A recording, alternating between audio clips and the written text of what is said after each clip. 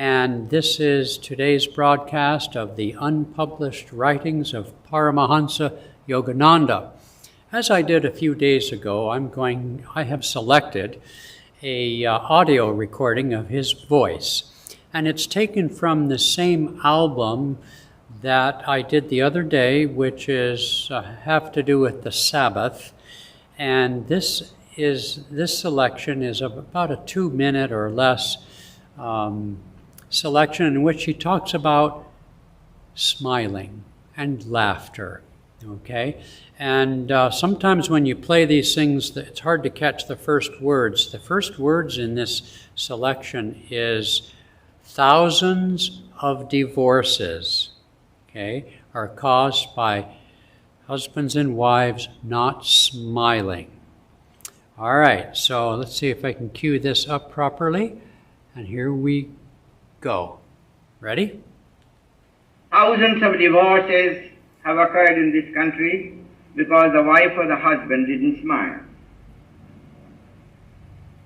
When you smile, and the smile comes from your heart, then that prince of smile is canopied beneath your celestial brow, and your soul smiles to your heart, and your heart smiles to your eyes. Then you are a smile millionaire. Scatter the smiles wherever you go, enriching other souls and enriching yourself. It is necessary. Smiles are so much necessary in the world. That's why I read a little bit comics. I know it's a waste of time still. He said he reads the funnies, even though he knows it's a waste of time. And he's going to mention that he likes the Dagwood cartoon. Keeps you smiling. I think the Dagwood is the best. The name is wonderful. You see, I'm making you smile. In my school, I had to keep everybody in laughter, but when I was serious, and seriously thinking of divine subjects, I did not smile. But in boarding houses, there is always somebody who relaxes everyone from their serious duties and goes on smiling and being a clown. That's very objectionable, because that brings you down from your higher purpose. It's easy to be frivolous in your young boyhood or girlhood. You should be more sober and sincere and smile dignified and joyously and innocently and happily. That's very fine. But not those that are young. You should not have boisterous laughter. If you do, you will find your heart empty of the real joy. Okay, I remember growing up being described as the class clown. And those of you who know me know that I enjoy a little bit of humor sprinkled in to things.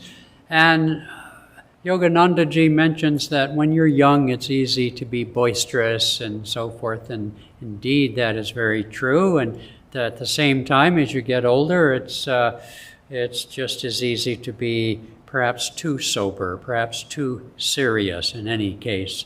So what he's saying, and the album, I think, is called Be a Smile Millionaire, if I recall, because he taught the importance of smiling. It makes me think of Russia, which poor folks in Russia are noted for their lack of smiles. Well, whatever the cause of that may be, I don't need to speculate. But he started this little part saying thousands of divorces in America are caused by husbands and wives not smiling. That's a pretty strong indictment. And so in his persona and his public persona, and also with Swami Kriyananda, humor was always an aspect even of their serious lectures and talks. I remember that at our wedding 43 some years ago at Ananda village, that circumstances were not fortuitous. It was a hot day. It was outside. Our respective parents were had no familiarity with Swami Kriyananda or the Ananda village back then in California, which was extremely rustic, no electricity, etc. And so they had every reason to be unhappy. And yet, Swami Kriyananda, in officiating our wedding ceremony, had, as he always did, his gentle humor. And that was very effective in getting our relatives to relax. So also does music, but today's topic is humor and smiling. And of course, then there's issues of, if you smile, someone might misunderstand your smile and interpret it in a way that you don't mean. And that, of course, in today's needs to be understood. But the solution to that is what Yogananda says: when the soul smiles, then the heart smiles, and then the eyes smile. What he's talking about is smiling with the eyes, like Irish eyes are smiling. Not so much with, he tells a very humorous story in some other talk about this. I think this Polish fellow who shared a platform with him was supposed to introduce him. This Polish, I'm saying Polish, I don't remember, but something like that. And he had some renown of his own, which is why he was chosen or asked to be the person to introduce Yogananda in his big lecture. Well, he went on and on and on and on until people started drifting away who had come to hear Yogananda speak. But the charming part is in his thick accent, I suppose Polish. He said, "I'm going to tell you a secret," and it basically to put the mouth up, meaning learning to smile. And Yogananda would even go so far, and I'm not sure he made this up, back in the Dale Carnegie days, where he would have you practice in front of a mirror smiling. There is this wonderful P.G. Wodehouse story, The Smile That Wins, about a detective who had stomach problems, and every time he had a stomach pang, he would do something like this, and those around him, especially the guilty ones, because he was a detective, he would go to parties and observe the situation, see if people were stealing the spoons. And so the fun of the story was that every time he had an intense pain in the stomach, he would do this face that people who were in the gathering where he was pretending to be, or was supposed to be a detective, would suddenly feel guilty and would come to him to confess. But nonetheless, in the soberness of today's pandemic and climate change and all the fear, one of the hallmarks of the soul is joy, is happiness, and the ability to, I would say, first smile at your own foibles before you go off smiling at everybody else's. It's safer. And I remember also long ago when I was first introduced to Yogananda-ji and Ananda and the path of joy, that I was at first suspicious that joy was a put-up job, in other words, that it was just another affirmation, another mood or emotion that would, by necessity of the law of duality, with which I was already quite committed to and familiar with, would result in its opposite. And I learned in those early years that the joy of the soul has no opposite, because it's not conditioned, it simply is.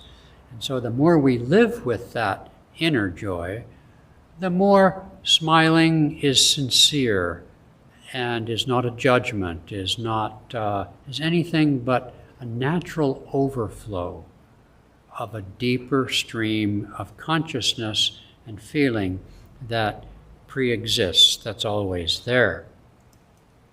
Now, we do this ceremony every Sunday called the Festival of Light. And there's an important sentence in there, many important sentences. One goes, and whereas in the past the coin of man's redemption was pain and suffering, for us now the payment has been exchanged for joy.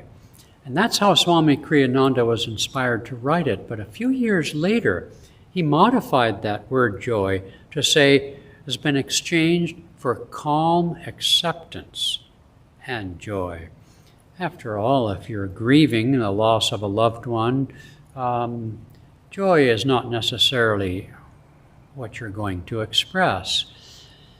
Swami Kriyananda, tells the story that after a landmark, a watershed event in his life that crushed his spirit and was really, in its time and context, the great tragedy of his life, he eventually was asked to talk and play music and do public things. And people would come up to him and say they felt such joy, when he, reflecting on it, didn't feel any joy at all. He was still in the grieving period of what had happened to him. But then he realized that underneath that, by years of meditation, by the grace of the Guru, there was this calm river of joy, which would find expression at appropriate moments. And in this talk, I don't know if he just said it when I just played it, but maybe it's in the next minute that I didn't play. He says that everything we do can find an appropriate expression. It can be grief and sorrow. It can be happiness and joy. It can be love in all of its various forms, including intimacy. Everything can have proper expression. I don't mean murdering people, obviously, but all the human activities that we engage in that are proper for us. And so it is that Yogananda himself, when somebody close to him would die, in fact, he would always have to absent himself from the process of dying of those who were close to him, because his own magnetism and power would be such that he couldn't help but hold them in the body, and he didn't want to do that unnecessarily. And so he would go away, go for a drive or what have you. And so he would grieve with the loss of people. It was an appropriate emotion from the human side. But beneath all of these things can still be a calm acceptance and joy. I would end with this thought that Yogananda would encourage students to have a book of humor and every day read something funny. And you just heard here in with his own voice that he enjoyed the cartoons, knowing that it was a waste of time to open, in those days everybody read the daily newspaper, right? And so he would open to the cartoon section, whatever it's called, the funny papers, the comic section, that's it. And he would read the Dagwood. He liked the name Dagwood. I don't know why, but he liked the name Dagwood. And he would read from the Dagwood cartoon. Later on, he talked about this guy he met in Salt Lake City in a visit there who had a horrible jackass kind of laugh. He says, I don't like to use that word, meaning jackass. He would just say, on the recording, he would just say Jack. Everybody was under their breath calling this guy Jack because he sounded like a jackass. Hee-haw! Whenever he laughed. He didn't appreciate that kind of laughter. And I think elsewhere in one of his talks, or maybe it was Swami Kriyananda, he imitates all the different ways by which people laugh. Oh, it was Dick Van Dyke. Remember in the Mary Poppins' movie? And they twitter and all these kinds of things. Quite amusing. Those kinds of laughter reflect certain attitudes, emotions, and usually judgments in one sort or another. But Yogananda is talking about that laughter for which all, I don't want to say all, but great saints are just Well, what does the Samadhi poem end with? The sea of mirth itself. Okay, well, smile, be a smile millionaire, shoot people who perhaps are sad with the buckshot of your smile. You don't have to say anything, you can just smile. All right, great souls, that's it for today.